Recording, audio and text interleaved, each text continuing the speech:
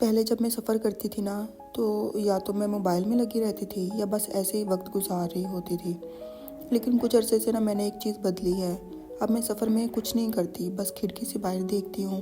पहाड़, सड़क, दरख्त और चुपचाप बैठकर सब कुछ महसूस करती हूँ। ये बदलाव मेरे अंदर कब आया ये तो मुझे भी पता नहीं चला। अब पता नहीं क्यों मैं ना छोटी छोटी चीज़ों में सुकून ढूंढने लगी हूँ। शायद इंसान बदलता नहीं है, बस समझने लग जाता है। कल चूँकि चाइनीज़ न्यू ईयर स्टार्ट होने वाला है तो हमने सोचा पहले से ग्रोसरी वगैरह कर ली जाए। मेरे शौहर ना हर साल क्या करते हैं, एक दिन पहले ना एक दिन पहले 2 दिन पहले जैसे कि हम अपने त्यौहार वगैरह की तैयारी करते हैं, ये लोग भी ऐसे ही सारी ग्रोसरी वगैरह इकट्ठी कर लेते हैं और फिर इनकी डिशेस वगैरह बनना स्टार्ट हो जाती हैं एक दिन पहले ही। और ये बड़ा अच्छे से सेलिब्रेट करते हैं। ये स्प्रिंग फेस्टिवल इनका होता है जो न्यू ईयर, इस साल का सबसे बड़ा त्यौहार होता है इनके लिए। हम भी इसी की तैयारी के लिए जा रहे थे। अच्छा, मेरे शौहर ना खुद से खाना बनाते हैं हर साल ना न्यू ईयर पर। ये बड़ा अच्छे से सेलिब्रेट करते हैं। हालांकि हमारे इधर क्या होता है कि हमारी जैसे थोड़ी सी एज ज़्यादा होती है ना, तो हम ईद वगैरह मनाना छोड़ देते हैं और मतलब उस तरीके से खुशी नहीं होती, सेलिब्रेट करना छोड़ देते हैं।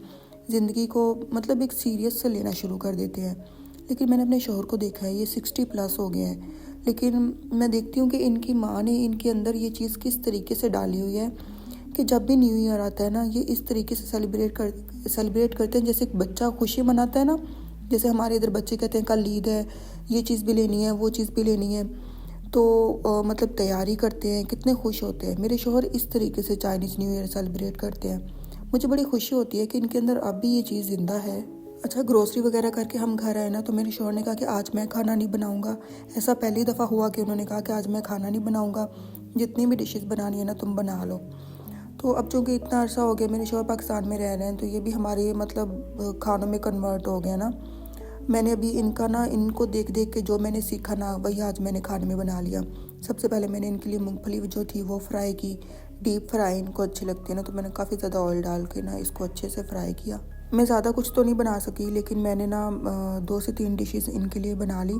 इनके वैसे तो बहुत ज़्यादा डिशेस होती हैं, बहुत ज़्यादा खाने मतलब ये बनाते हैं। नॉर्मली तो इनके 2-3 डिशेस रोज़मर्रा की ज़िंदगी में तो शामिल ही होती है, लेकिन मेरे से तो इतना नहीं हो सका क्योंकि मैं पहली दफ़ा बना रही थी इनके लिए। यहाँ पे ना मैंने आलू और गोभी जो थी ना, इसको भी मैंने डीप फ्राई किया ऑयल के अंदर, क्योंकि ये डीप फ्राई चीज़ें पसंद करते हैं। और फिर मैंने इसके अंदर मटन को अच्छे से बॉयल किया, उसकी यखनी और मटन अंदर ऐड किया डीप फ्राई करने के बाद, और ये सच में ये बहुत मज़े का बना था। एक साइड पे मैंने बीफ बना लिया, बीफ का सालन, जैसे इनके तरीके से मैंने बीफ का सालन बनाया था।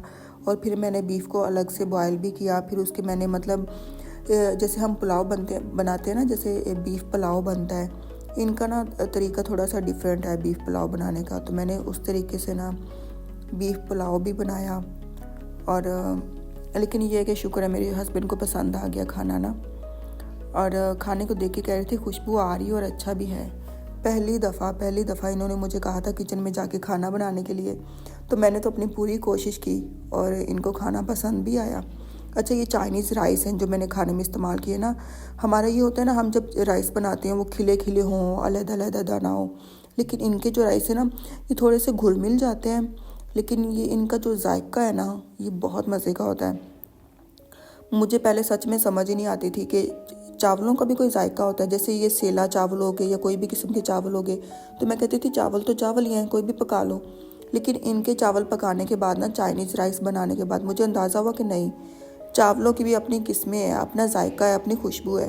यहाँ पे ना बर्तन ही कम पड़ गए थे, और फिर मैं ये राइस धो रही थी और ये मैंने बीफ पुलाव के लिए मैं तैयारी कर रही थी।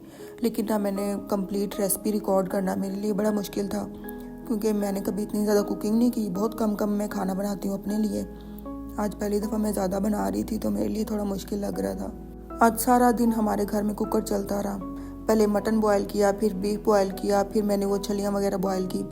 ये देखिए, ये इतने मज़े का बना था ना, आप लोग ये लाजमी ट्राई करें। मेरी बेटी ने भी खाया क्योंकि इसमें स्पाइसेस तो ऐड नहीं थी। अच्छा, चाइनीज़ न्यू ईयर का ना एक जो मेन जो इनका है ना, वो है हुंग पाओ। मतलब कि रेड वॉयलेट देते हैं जिसमें कुछ मनी होती है। जैसे हमें ईद पे ईदी मिलती है, ये लोग भी ऐसे अपने बच्चों को देते हैं। बड़े लोग जो होते हैं, माँ बाप अपने बच्चों को देते हैं, शौहर बीवी को देता है। तो ये ख़ास अमाउंट होती है ये जो देते हैं, थोड़ी बहुत नहीं देते, काफ़ी ज़्यादा देते हैं। इनकी ये सेलिब्रेशन का एक तरीका है।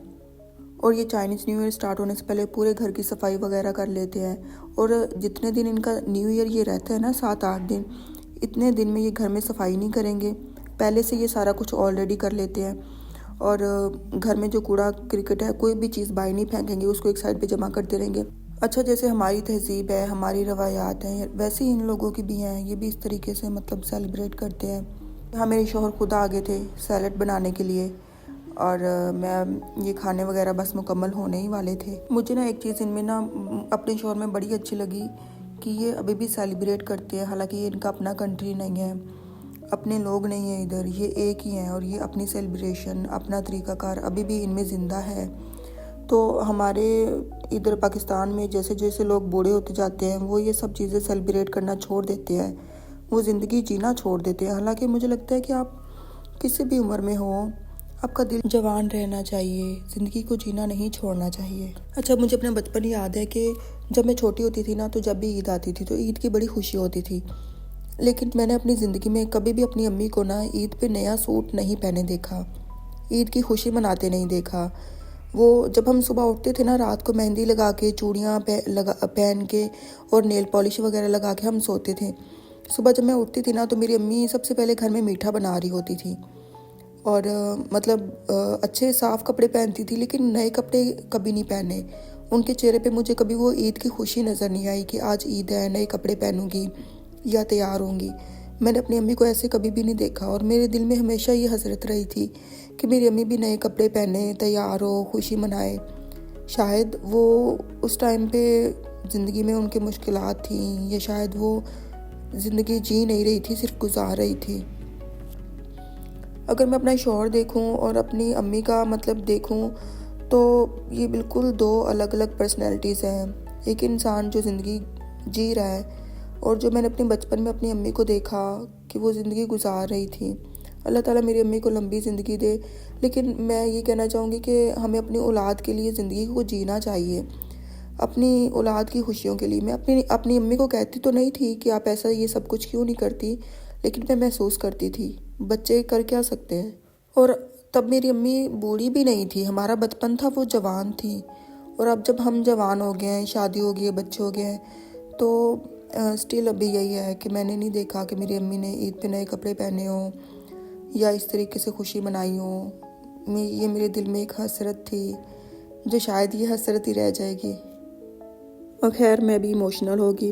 यहाँ ना मेरे हस्बैंड खाना खा के जा चुके थे, तो जो बच गया वो मैंने कहा ज़ाया क्यों करना, मैं खुद खा लूँगी। मेरा ना आप सब लोगों के लिए पैगाम है कि ज़िंदगी को जिएं, छोटे छोटे लम्हात को सेलिब्रेट करें, दुआओं में याद रखें। मिलते हैं नेक्स्ट व्लॉग में। अल्लाह हाफिज़।